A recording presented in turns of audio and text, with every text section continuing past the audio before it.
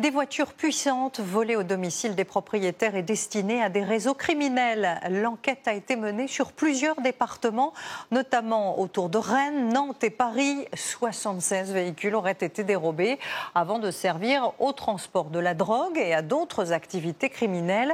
Et vous allez voir que les malfrats n'avaient aucun complexe. Jeanne Cancard, Irvine Blonze et Jules Bocan. Le dernier vol a eu lieu ici, dans cette rue.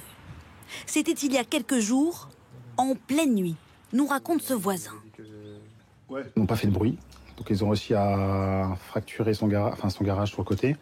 Ils sont rentrés, ils ont pris les clés, ils ont pris la voiture, ils sont partis. Ce n'est pas une première dans cette commune près de Rennes. Il y a un mois, cet habitant aussi s'est fait dérober sa voiture alors qu'il dormait. Alors, ils sont rentrés, ils ont cassé le barillet, ils ont ouvert juste la poche de mon blouson, ils y ont volé que la clé de la voiture, même pas le porte-monnaie où il y avait l'argent. Ben, ils sont partis dans la foulée, ils avaient ce qu'il leur fallait. Est-ce le même réseau? Lundi, 3 voleurs ont été interpellés dans le département. L'un des commanditaires orchestrait le trafic depuis sa prison. Un receleur a été arrêté aussi. Pendant 3 mois, les malfaiteurs ont dérobé au moins 76 véhicules, souvent de luxe, comme sur ces photos. Préjudice estimé, 1 million d'euros. À chaque fois, le même mode opératoire.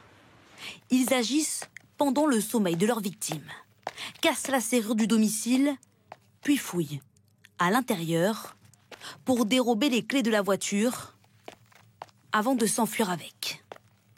Un scénario millimétré. Il s'agit d'individus déjà connus, très mobiles, assez aguerris, jeunes. Ces commandes étaient passées parfois par les réseaux sociaux, des canaux appropriés.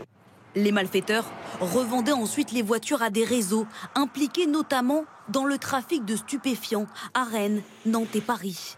Des véhicules utilisés souvent par les trafiquants pour des go-fast, des convois pour transporter de la drogue. Les 5 hommes, la plupart placés en détention provisoire, seront jugés en mars prochain.